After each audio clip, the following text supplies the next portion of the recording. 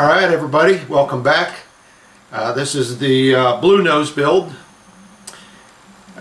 Before I show you what I'm about to show you, I got a little rant. Now I just posted video 15 about a day or two ago, and I've been getting some comments on it. If anybody's watched it, you remember it was about more problems I found. And a lot of guys have been saying, well, that's, you know, the nature of building these wooden ships, that the plans are just basic for you and you got to come up with a lot of stuff on your own. You got to do a lot of scratch building. I got no problem with that. I understand that all the deck cabins and everything all have to be made by hand and all that. The problem I have, and it's just not this model. It was the HMS Bounty by Constructo. I had a lot of problems with that. One of the plastic models, the Arizona. Of course, that was an old mold, but I had problems with that. My problem is I paid $120 for this model. I have seen it on the internet at a couple different websites, and I'm not going to mention who, but they wanted $300 for the exact same model. Alright, now I got it for $120 because I went through Model Expo and used their little discount code, and I paid $120.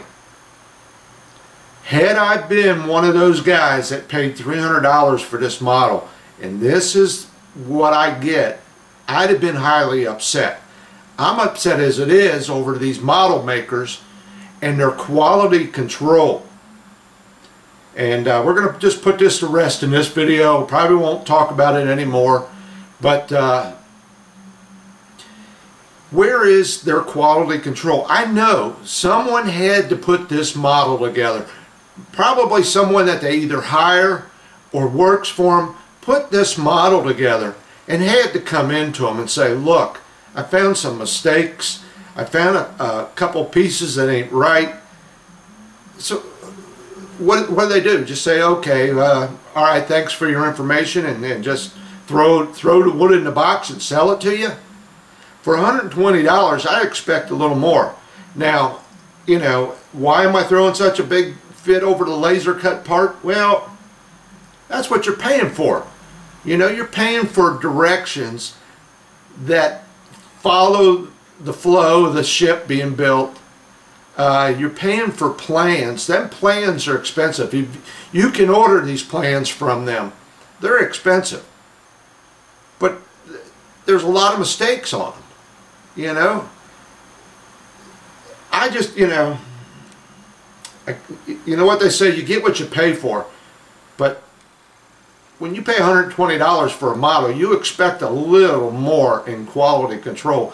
That HMS Bounty from Constructo, all of their metal parts was trash. I did have to order a new ship's wheel for this, a new steering wheel, because one of the spokes was missing on it. You know, that happens. But laser cut parts, if it don't fit, don't throw it in the box. Go back to the machine, readjust it, and make it work. Now, one guy did write me. There's two sets of plans here. Plan sheet number 2 and plan sheet number 3. I was showing you how that part did not fit on sheet number 3. A fellow sent me a comment and said on sheet 2 it fits. But he measured it on sheet 3 and it didn't fit. So I just expect a little bit more for my money, you know. Basically, you're getting the basic shape of the ship and a bunch of wood thrown in the box, and they say, here it is, thank you for your money, go for it. You know, and why am I throwing such a big deal about that rail? You know, I gotta scratch build all the deck furniture. So what's, you know, scratch building a rail? And it does give you a certain sense of accomplishment when you find a mistake like that and you fix it and you get it and you go, hey, I got it straightened out. It's a little sense of accomplishment in doing something like that. But still, you know, when they're laser cutting pieces for you and saying, here's your ship, and they ain't right. Okay, I just, you know, that's my little rant on the price of what you're paying for these models. That's one of the reasons why we need rivet counters, because those are the guys that nitpick these ships and get back to the kit makers and raise hell with them and make them redo their molds or make them recut new laser parts for the next guy. You need rivet counters for that kind of stuff. So I'm not a rivet counter by any means. I've changed so many things on this already from the original design, but you need people like that to straighten out these kit builders.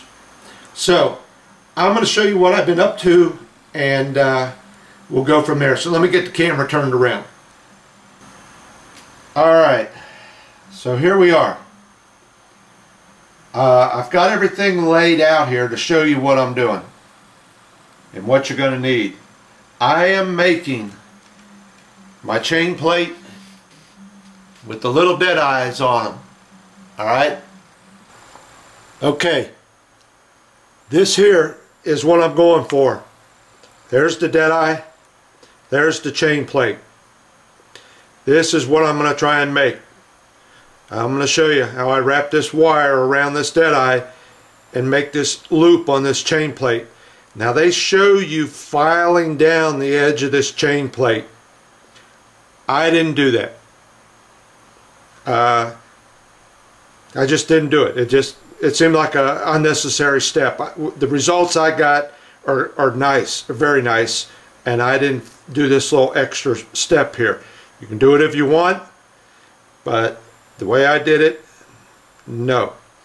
And then they show this pin here, and I'll show you what I used instead of just a pin. Alright, so let's continue on and show you how I did this. That's what I'm doing. And I'll kind of show you how I'm doing this. But I got it takes about, I've got it down to about a half hour on each one, so I'm going to probably edit this video a whole lot. But what you're going to need, you're going to need a roller. I'm using a pen to mark the chain plate. I found a pen marks it a lot easier than a pencil. You're going to need that chain plate they gave you, that brass strip. I got a jeweler's file, pair of needle nose pliers, pair of side cutters, my pin vise with the smallest drill bit I can find, and I'm telling you, that is small. It probably don't even show up.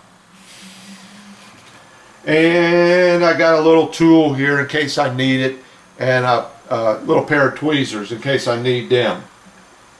I've got a nail, very small nail. I don't know where I got these from. I don't remember. I might have got them over at the hardware store, or I might have ordered them. Very small nail. Alright, I've got the Deadeye. Those are 4mm Deadeyes, and there's a smaller one too you're going to have to do. I've got an extra drill bit, and I'll show you what this is for. A little bit bigger than that other one. I got me some 24 gauge wire. I picked this up over at Hobby Lobby, the hobby and craft store. 24 gauge wire. Got a little piece of wood that I can drill on. Alright, and here's those smaller Deadeyes. I don't want to take them out of the bag because those are so small I'll probably lose them.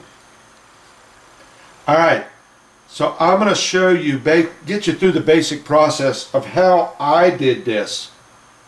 Now, I was hoping somebody else had a better way of doing it, and they'll probably write me and say, well, why don't you do this and that? Well, why don't you post it on YouTube so we can all see it? You know, I had to come up with this myself. So this is my way of doing this. Alright, so I'm going to zoom the camera in a little bit and I'll get started on one of these. Okay, so let's get started here. I'll show you how I make my little chain plates. Functioning little chain plates. Although it's once they're hooked up, it doesn't matter if that moves or not. So let's get started. Now I'm zoomed in pretty good here, and this is my second take on this because the first take, about a third of it was out of frame. Alright, so I got a little piece of tape here so I know kind of where to stay. First thing we're going to do is bend our chain plate. Get it to the right length and get a bend in it. Now I told you that I need 1.25 inches is the length of my chain plate. So what I'm going to do is go about 1.5 inches here and measure 1.5 inches. That little extra is going to be consumed in the loop and in trimming. Alright, here's my drill bit, the larger one I told you about. Put it on that mark and just bend this over right on that mark, just like that.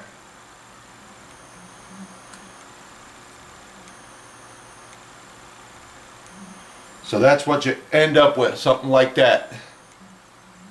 I don't know which way is the best way to show you this stuff. Right there. Alright, now side cutters. Since this is the piece I want, I got to trim it in the back. And what I'm going to do is come down about 1/8 inch from the top. So I'm going to come down about 1/8 inch, and for this I need to put my spectacles on. My magnifiers. Alright, now we're ready to rock and roll. About 1/8 inch down.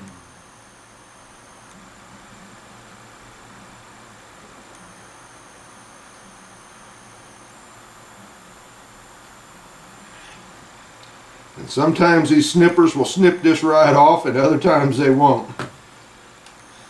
But it's brass, it bends easy. Alright, so I'm wound up with this little hook. I'm going to take my drill bit again, set that in there, and this time I'm going to take my needle nose and completely round this over, roll this over on that drill bit.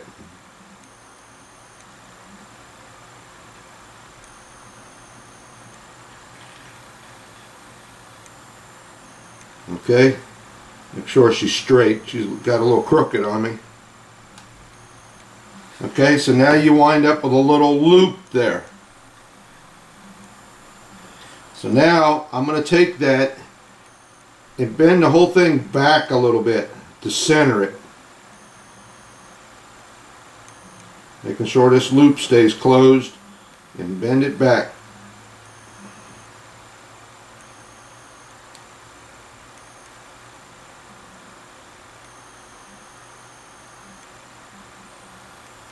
Okay, now it's pretty well centered. Alright, we're going to set that aside. Now I'm going to take about, I'd say just 1/8 or 5/8 of an inch. No, I'm sorry. Let me think about this. 1 1/8 inches. There you go. About 1 1/8 inches. I'm just eyeballing. Just a piece of wire. Don't have to be long. Little piece of wire like that. I'm going to bend it in half. Okay? Got it bent in half. Now I'm going to get me a Deadeye. And I keep these in this bag because I do not want to drop one of these. Yep, there's 2 of them. Put one away. Alright, so now I take my Deadeye and I'm going to wrap this wire around this Deadeye. Pinch it together best I can. Then take my needle nose and squeeze this wire together real good.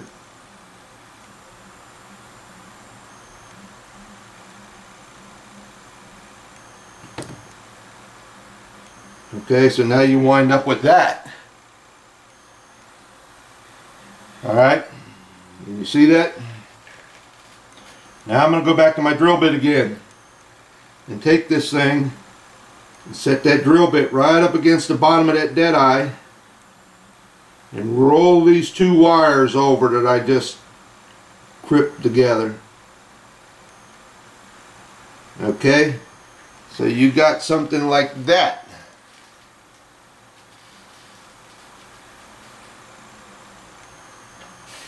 Now, get the drill bit out of the way.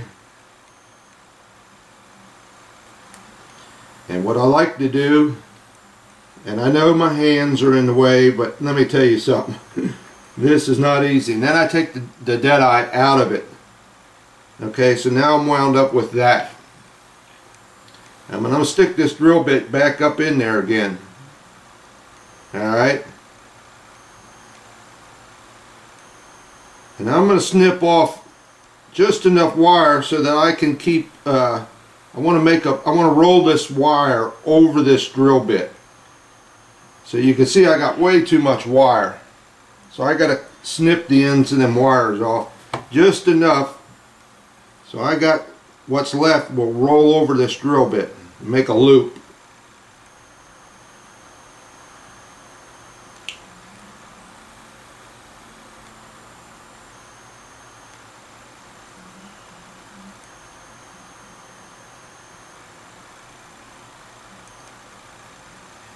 Okay, now I got just a little bit there hanging on to this drill bit. This is why you need three hands. This is kind of fun. Now I'm going to take my needle nose again and roll that on around that drill bit and finish up that loop.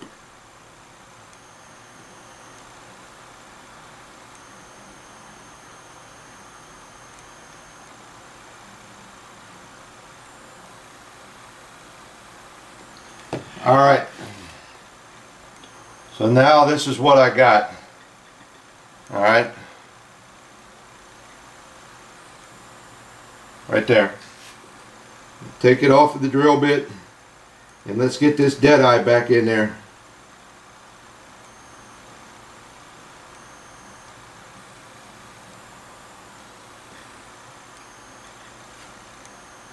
Just trying to get that into that groove.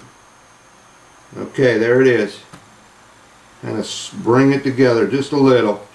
Alright, so there we are. Now I'm going to go back to my chain plate. And remember, I rolled this over like that. So I got the little piece right here that shows where I rolled it.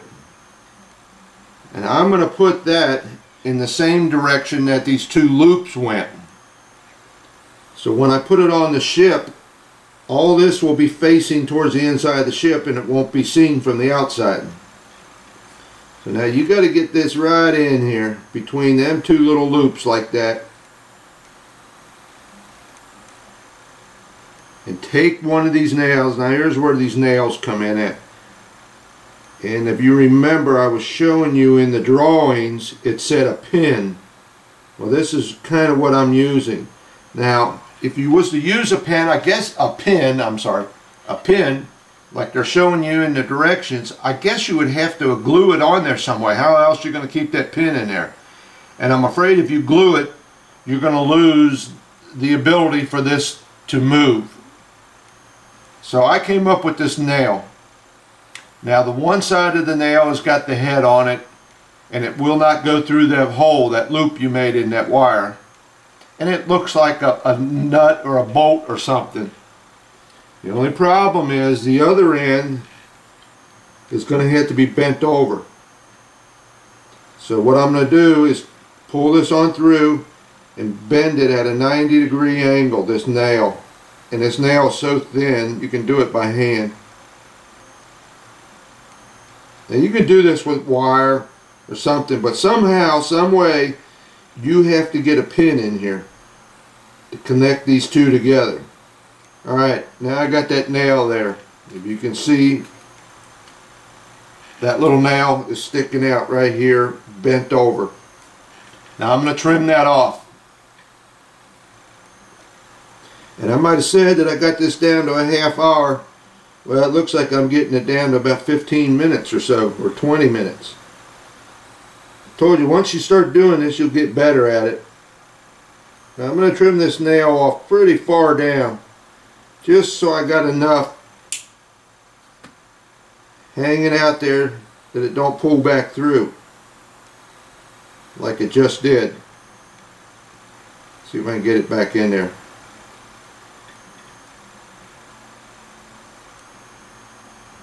Might be cutting me another nail. That one pulled back in. Nope, there it is. Alright. Now I'm going to try and bend that over just a little bit more.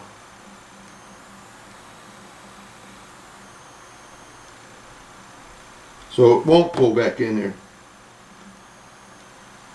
Now I'm going to take a look at it and tighten up this wire and everything.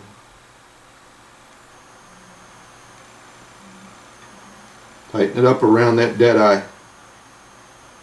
So I got a nice tight fit around that deadeye. I don't have to worry about it falling out.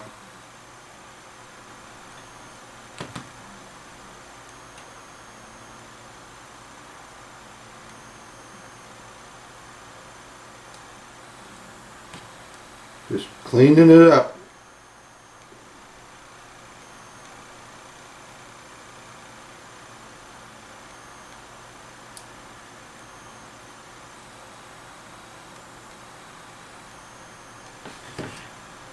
And that's pretty much it right there.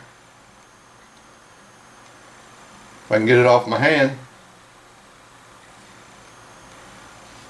And you can see it functions.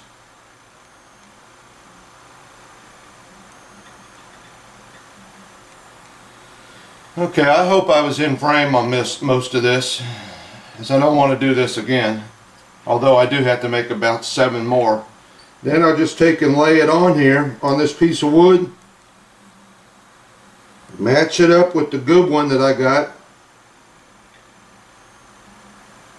This one here has been my sample for all the others, and then I will cut it to length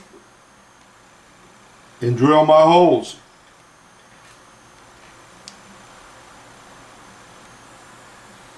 Now, I might have told you I'm drilling 3 holes in each one.